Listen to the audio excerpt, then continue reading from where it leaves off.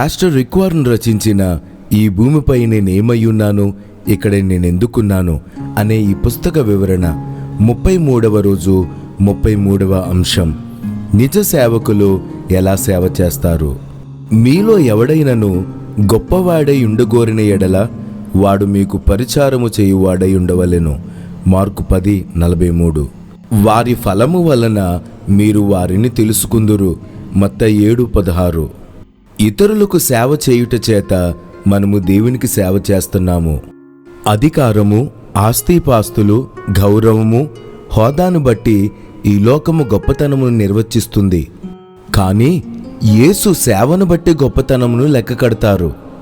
ఎంతమంది నీకు సేవ చేశారని కాదు, ఎంతమందికి నీవు సేవ చేశావని దేవుడు నీ గొప్పతనమును నిర్ణయిస్తాడు. ఆనాడు శిష్యులు తమలో ఎవరు గొప్ప అని వాదించుకున్నారు. ఈనాడు 2000 సంవత్సరాల తరువాత క్రైస్తవ నాయకులు హోదా కొరకు, ప్రాముఖ్యత కొరకు సంఘాలలో ప్రాకులాడుతున్నారు. ప్రతి ఒక్కరూ నాయకుడు కావాలనుకుంటున్నారు, ఏ ఒక్కరూ సేవకుడు కావాలని కోరుకోవడం లేదు. చివరకు క్రైస్తవులు కూడా సేవక నాయకులు కావాలనుకుంటున్నారు. కానీ యేసు వలె ఉండాలంటే సేవకుని వలె ఉండాలి.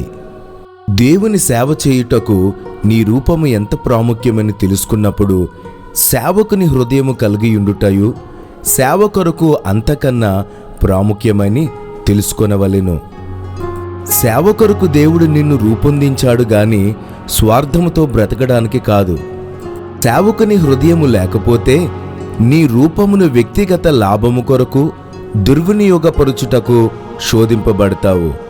మనము రూపింపబడని మార్గంలో సేవ చేయమని దేవుడు అడుగుట చేత మన హృదయాలను పరీక్షిస్తాడు.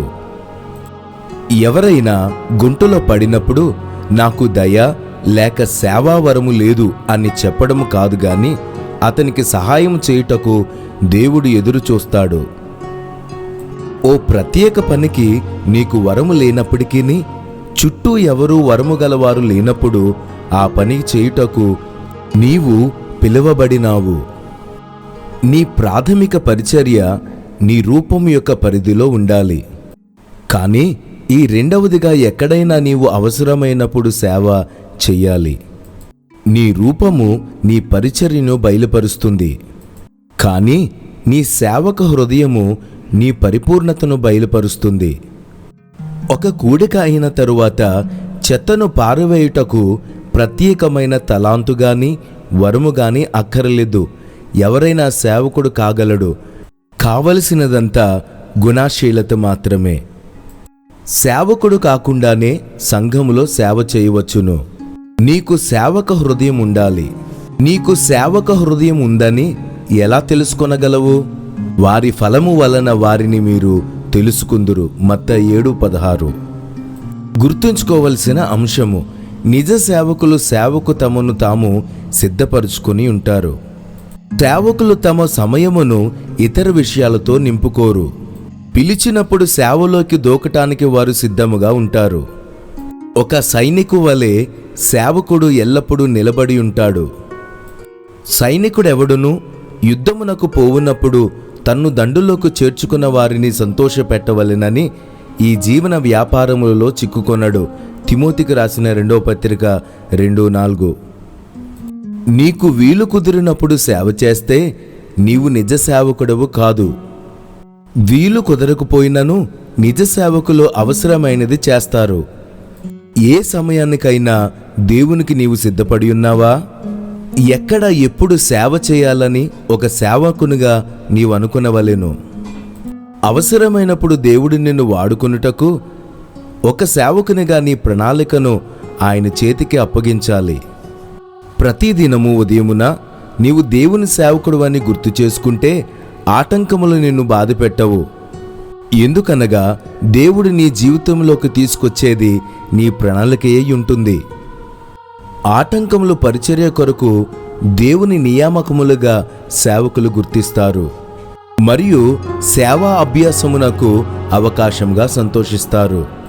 గుర్తుంచుకోవలసిన అంశము, నిజ సేవకులు అవసరములపై దృష్టిని కేంద్రీకరిస్తారు. సేవకులు ఎల్లప్పుడూ ఇతరులకు సహాయము చేయుటకు దారులు వెతుకుతూ ఉంటారు. ఒక అవసరము వారు చూచినప్పుడు ఆ క్షణమందే ఆ అవసరమును తీరుస్తారు. సైనికుడెవడును యుద్ధమునకు పోవునప్పుడు తన్ను దండులోకి చేర్చుకున్న వానిని సంతోషపెట్టవలెనని ఈ జీవన వ్యాపారంలో చిక్కుకొన్నాడు. తిమోతికి రాసిన 2వ పత్రిక 2:4. అవసరములో ఉన్న వానిని దేవుడెప్పుడైనా నీ ఎదుట పెట్టినప్పుడు సేవకత్వంలో ఎదుగుటకు దేవుడు నీకు అవకాశమిస్తున్నాడు. నీ సంఘ కుటుంబం యొక్క అవసరాలకు ప్రాధాన్యత ఇవ్వాలని, నీ అవసరముల జాబితా క్రింద దానిని పెట్టకూడదని దేవుడు చెబుతున్నాడు. సేవ చేయుటకు అనేక సందర్భాలు పోగొట్టుకుంటాము. తక్షణ స్పందన మనలో లోపముగానున్నది. గొప్ప అవకాశములు ఎంతో కాలం ఉండవు, త్వరగా వెళ్ళిపోతాయి. కొన్నిసార్లు మరెన్నటికీ తిరిగి రావు. ఆ వ్యక్తికి సేవ చేయుటకు ఒక్కసారి అవకాశము రావచ్చును. ఆ క్షణమందే ఆ అవకాశమును అందిపుచ్చుకొనుము. ద్రవ్యము నీ యొద్దనుండగా రేపు ఇచ్చిదనని పోయి రమ్మని నీ పొరుగువానితో అనవద్దు. సామెతలు 3:28. జాన్ వెస్లీ దైవజనుడు ఇలా అన్నారు: నీవు చేయగలిగినంత మంచినంతా చేయుము, అనుకున్నదంతా చేయుము, అన్ని మార్గములలో చేయుము, అన్ని స్థలములలో చేయుము, అన్ని వేళలా చేయుము, ప్రజలందరికీ చేయుము. ఎంతకాలము చేయగలవో అంతకాలము చేయుము, అది గొప్పతనము. ఎవరూ చేయుటకు ఇష్టపడని చిన్న పనులు వెతికి చేయుటకు ప్రారంభించుము. అవి గొప్ప విషయాలుగా భావించి ఈ చిన్న విషయాలు చేయుము, ఎందుకనగా దేవుడు గమనిస్తున్నాడు. గుర్తుంచుకోవలసిన అంశము: నిజ సేవకులు తమకున్న దానితో ఉత్తమమైనది చేస్తారు. నిజ సేవకులు సాకులు చెప్పరు, ఆలస్యము చేయరు, లేక మెరుగైన అవకాశాల కొరకు ఎదురు చూడరు. మరియు ఈ రోజుల్లో ఒక రోజు లేక ఒక సమయము వచ్చినప్పుడు అని చెప్పరు. వారు ఏ అవసరము తీర్చాలో ఆ అవసరమును తీరుస్తారు.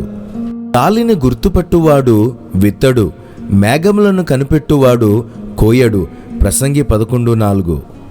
నీవెక్కడ ఉన్నా నీకు కలిగిన దానితో నువ్వు చేయగలిగినది చెయ్యాలని దేవుడు ఎదురు చూస్తున్నాడు. సంపూర్ణమైన సేవకు తక్కువైన సేవ ఎల్లప్పుడూ ఉత్తమమైన ఉద్దేశము కంటే మెరుగైయున్నది. సేవకు మేము పనికిరామని భయపడి ఎన్నడూ చాలామంది సేవ చెయ్యరు. ప్రతిభావంతులకే దేవుని సేవని వారు అబద్ధమును చెప్తారు. మా శాడల్ బ్యాక్ సంఘములో చేయగలిగిన సూత్రములను అభ్యసిస్తాము. వేలాది మంది సభ్యుల పరిచర్యలో పాలు పొందుకుంటారు. గుర్తుంచుకోవలసిన అంశము: నిజ సేవకులు ప్రతి పనిని సమాన సమర్పణతో చేస్తారు. ప్రభు వలన స్వాస్థ్యమును ప్రతిఫలముగా పొందుదుమని ఎరుగుదురు గనుక మీరేమి చేసినను అది మనుషుల నిమిత్తము కాక ప్రభు నిమిత్తమని మనస్ఫూర్తిగా చేయుడి. కొలసీ 3:23-24. పని యొక్క పరిమాణముతో పని లేదు, సమస్య మాత్రమే అది చేయుటకు అవసరమా? అల్ప పనులు చేయుటకు నీ సహాయము చాలా ప్రాముఖ్యమన్న స్థాయికి జీవితంలో ఎన్నడూ చేరుకోలేవు. నిత్యావసరాల నుండి దేవుడు నిన్ను విడిచిపెట్టడు. ఎవడైనను వట్టివాడయుండి తన్ను ఎన్నికైన వాడినని ఎంచుకొని ఎడల తన్ను తానే మోసపరుచుకును. గలతీ 6:3. ఈ చిన్న చిన్న పనుల సేవలలోనే క్రీస్తు వలె మనం ఎదుగుతాము. పాదముల కడుగుటయు, చిన్నపిల్లలకు సహాయము చేయుటయు, అల్పాహారము సిద్ధపరుచుటయు, కుష్ఠరోగులకు సేవ చేయుటయు, అనేకమైన అల్పమైన పనులలో తన ప్రత్యేకతను చూపించాడు. ఎందుకనగా సేవ చేయుటకు ఆయన వచ్చాడు. నేను మీకు చేసిన ప్రకారము మీరును చేయవలనని మీకు మాదిరిగా ఇలాగు చేసి తిని. యోహాను 13:15. చిన్న పనులే సాధారణముగా పెద్ద హృదయమును చూపిస్తాయి. నీ సేవక హృదయము చిన్న పనుల్లోనే బయలుపరచబడుతుంది. అప్పుడు పౌలు మోపెడు పుల్లలు ఏరి నిప్పుల మీద వేసెను. అపోస్తులు 28:3. సేవక హృదయము నీకుంటే ఏ పని నీ క్రింద లేదు. గొప్ప అవకాశములు తరచుగా చిన్న పనులలోనే మారువేషం వేసుకొని ఉంటాయి. జీవితంలో చిన్న విషయాలే పెద్ద విషయాలను నిర్ణయిస్తాయి. దేవుని కొరకు గొప్ప పనులు చేయుటకు ఎదురు చూడకు. నీవు చేయుటకు తాను అనుకున్న పనులను దేవుడు నీకు అప్పగిస్తాడు. దేవుని కొరకు చిన్న పనులు చేయుటకు ఇష్టపడువారి కంటే గొప్ప పనులు చేయుటకు ఇష్టపడువారే చాలామంది ఉన్నారు. నాయకుడు కావాలనుకున్న వారి పరుగు స్థలము గుంపులతో నిండియున్నది. కానీ ఇష్టపూర్వకంగా సేవకులు కావాలనుకున్న వారి పొలము విశాలముగా తెరవబడి ఉన్నది. కొన్ని సమయాలలో పైనున్న అధికారులకు నీవు సేవ చేస్తావు. మరికొన్నిసార్లు క్రిందనున్న అవసరములో ఉన్న వారికి సేవ చేస్తావు. ఏదైనా అవసరములోనున్నా ఏదైనా ఇష్టపూర్వకంగా నీవు చేసినప్పుడు సేవక హృదయమును వృద్ధి చేసుకుంటావు. గుర్తుంచుకోవలసిన అంశము, నిజ సేవకులు తమ పరిచర్యకు నమ్మకంగా ఉంటారు. నిజ సేవకులు తమ పనులు పూర్తి చేస్తారు, తమ బాధ్యతలను నెరవేరుస్తారు, తమ వాగ్దానాలను నిలవబెట్టుకుంటారు మరియు తమ ఒప్పందములను సంపూర్తి చేస్తారు. వారు ఏ పనిని సగములో వదిలిపెట్టరు. నిరాశపడినప్పుడు వారు విడిచిపెట్టరు. వారు నమ్మదగినవారు, ఆధారపడినదగినవారు. విశ్వసనీయత ఎల్లప్పుడూ అరుదైన లక్షణముగా నున్నది. లూకా 16:10-12 వరకు. చాలామందికి ఒప్పందము యొక్క అర్థము తెలియదు. వారు ఒప్పందాలు చేస్తారు. చిన్న కారణముకే ఏ విచారము లేకుండానే విడిచిపెడతారు. ప్రతి వారము సంఘములు, ఇతర సేవా సంస్థలు తమను తాము మెరుగుపరుచుకునవలెను. ఎందుకనగా స్వతంత్రంగా పనులు ఒప్పుకున్నవారు చాలామంది కనిపించరు. కనీసము రాలేకపోతున్నామని కూడా చెప్పరు. వారితో పాటు నీవు లెక్కింపబడతావా? నీవు నిలబెట్టుకోవలసిన వాగ్దానములున్నాయా? నెరవేర్చవలసిన ప్రమాణములు ఉన్నాయా? గౌరవించతగిన ఒప్పందములు ఉన్నాయా? ఇది ఒక పరీక్ష అయి ఉన్నది. దేవుడు నీ విశ్వసనీయతను పరీక్షిస్తాడు. పరీక్షలో కృతజ్ఞుడివైతే నీవు మంచి సమూహములో ఉంటావు. అబ్రహాము, మోషే, సమూయేలు, దావీదు, దానియేలు, తిమోతి మరియు పౌలు అందరూ నమ్మదగిన దేవుని సేవకులని పిలువబడినారు. నిత్యత్వములో నీ విశ్వసనీయతకు బహుమానం ఇస్తానని దేవుడు వాగ్దానము చేశాడు. బహళ నమ్మకమైన మంచి దాసుడా, నీవు ఈ కొంచెములో నమ్మకంగా ఉంటివి. నిన్ను అనేకమైన వాటి మీద నియమించెదను. నీ యజమాని సంతోషంలో పాలు పొందమని అతనితో చెప్పాను. మత్తయి సువార్త 25:21-23. నమ్మకమైన సేవకులు ఎన్నడూ సేవ నుండి విరమించరు. వారు బ్రతికినంతకాలము నమ్మకముగా సేవ చేస్తారు. ఉద్యోగము నుండి విరామణ తీసుకొనగలవు, కానీ దేవుని సేవ నుండి నీవు ఎన్నటికీ విరామణ తీసుకొనలేవు. గుర్తుంచుకోవలసిన అంశము, నిజ సేవకులు తగ్గింపు తత్వమును నిలుపుకుంటారు. సేవకులు ఉన్నత స్థితిని ఆశించరు. తమ వైపు దృష్టిని కేంద్రీకరించాలని కోరుకోరు. చిన్నలారా, మీరు పెద్దలకు లోబడి ఉండుడి. మీరందరూ ఎదుటివాని ఎడల దీన మనసు అను వస్త్రమును ధరించుకొని మిమ్మును అలంకరించుకొనుడి. పేతురు రాసిన మొదటి పత్రిక 5:5.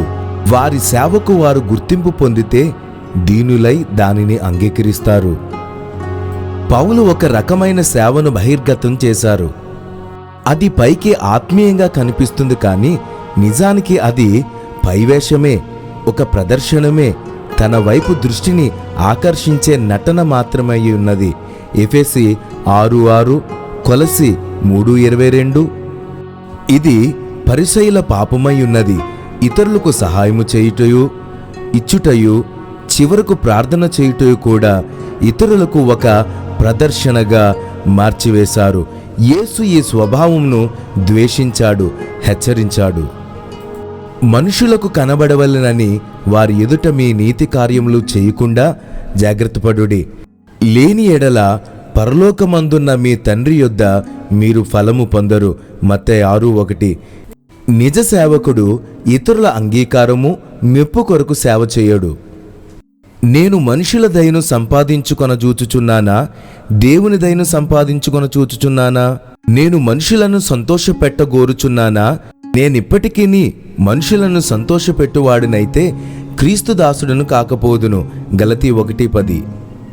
చాలామంది నిజ సేవకులు వేదికల వెలుగులో కనిపించరు.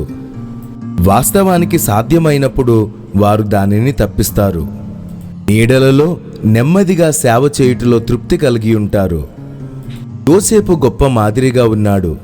పోతీఫరుకు, చెరసాల అధిపతికి, ఫరో యొక్క పానదాయకునికి, భక్షదాయకునికి నెమ్మదిగా సేవ చేశాడు. దేవుడు ఆ స్వభావమును ఆశీర్వదించాడు. ఫరో అతనిని హెచ్చించినను యోసేపు సేవక హృదయమునే నిలుపుకున్నాడు. చివరకు తనకు ద్రోహము చేసిన తన సహోదరుల ఎదుటను సేవక హృదయమును నిలుపుకున్నాడు. విచారకరముగా చాలామంది నాయకులు సేవకులుగా ప్రారంభమై పేరు ప్రఖ్యాతల ప్రాకులాటలో ముగుస్తున్నారు. తమ ప్రాముఖ్యత ప్రాకుళ్ళాట వారిని ఎల్లప్పుడూ వారిని గుడ్డివారిని చేస్తుందని వారు తెలుసుకోలేకపోతున్నారు. అస్పష్టమైన చిన్న స్థలములలో, తెలియబడని గుర్తింపు దొరకని ప్రాంతములలో నీవు సేవ చేయవచ్చును. వినుము, ఒక ఉద్దేశం కొరకు నీవెక్కడ ఉన్నావో అక్కడ దేవుడు నిన్ను పెట్టాడు. నీ ప్రతి తల వెంట్రుక ఆయన లెక్కించి ఉన్నారు. నీ చిరునామా ఆయనకి తెలుసు. నిన్ను కదిలించాలని ఆయన అనుకున్న వరకు నీవక్కడే ఉండుట మంచిది. ఎక్కడైనా నిన్ను పెట్టాలనుకుంటే ఆయనే నీకు తెలియజేస్తాడు. దేవుని రాజ్యముకు నీ పరిచర్య అవశ్యకమై ఉన్నది. మనకు జీవమై ఉన్న క్రీస్తు ప్రత్యక్షమైనప్పుడు మీరును ఆయనతో కూడా మహిమయందు ప్రత్యక్షపడుదురు. కొలస్సీ 3:4. నిజ సేవకులు పేరు ప్రఖ్యాతలను పట్టించుకొనరు. ఎందుకనగా ప్రాముఖ్యతకు ఆవశ్యకతకు వారికి తేడా తెలుసును. తరచుగా కనిపించని సేవ మాత్రమే అత్యంత ఆవశ్యకమై సేవయ్యి ఉన్నది. కొరింథీయులకు రాసిన మొదటి పత్రిక 12వ అధ్యాయము 22-23 వచనములు. పరలోకములో దేవుడు తన యొక్క అత్యంత అస్పష్టమైన మరియు తెలియబడని కొందరు సేవకులకు బహిరంగంగా బహుమానాలు ప్రసాదించునున్నాడు. భూమి మీద వారెన్నడూ తెలియబడినవారు. దిక్కులేని పిల్లలకు, వృద్ధులకు, ఎయిడ్స్ రోగులకు మొదలగు ఎన్నో గుర్తింపబడని స్థలములలో సేవ చేసిన వారికి బాహాటముగా ఆయన బహుమానాలు ఇస్తారు. ఇది తెలుసుకొని గుర్తింపబడని నీ సేవ కొరకు నిరాశపడవద్దు. కాగా నా ప్రియ సహోదరులారా, మీ ప్రయాసము ప్రభువునందు వ్యర్థము కాదని ఎరిగి స్థిరులను కదలని వారును ప్రభు కార్యాభివృద్ధి యందు ఎప్పటికీని ఆసక్తులనై ఉండుడి. కొరింథీయులకు రాసిన మొదటి పత్రిక 15:58. చివరకు అల్పాతి అల్పమైన సేవకులు కూడా దేవుని చేత గుర్తించబడుదురు, బహుకరించబడుదురు. మరియు శిష్యుడని ఎవడు ఈ చిన్నవానిలో ఒకనికి గిన్నెడు చన్నీళ్లు మాత్రము తాగనిచ్చునో వాడు తన ఫలము పగొట్టుకున్నాడని నిశ్చయంగా మీతో చెప్పుచున్నాను. మత్తయి 10:42. 33వ రోజున మనము గుర్తుంచుకోవలసిన కొన్ని ప్రాముఖ్యమైన అంశములు. తలపోయవలసిన విషయము: ఇతరులకు సేవ చేయుట చేత నేను దేవునికి సేవ చేస్తాను. గుర్తుంచుకోవలసిన వాక్యము: ఈ చిన్నవానిలో ఒకనికి గిన్నెడు చన్నీళ్లు మాత్రము తాగనిచ్చునో వాడు తన ఫలము పోగొట్టుకున్నాడని నిశ్చయంగా మీతో చెప్పుచున్నాను. మత్తయి 10:42. పరిగణించవలసిన ప్రశ్న: నిజ సేవకుని యొక్క 6 లక్షణాలలో ఏది నాకు గొప్ప సవాలుగా ఉన్నది? 34వ అంశముతో రేపు కలుద్దాం.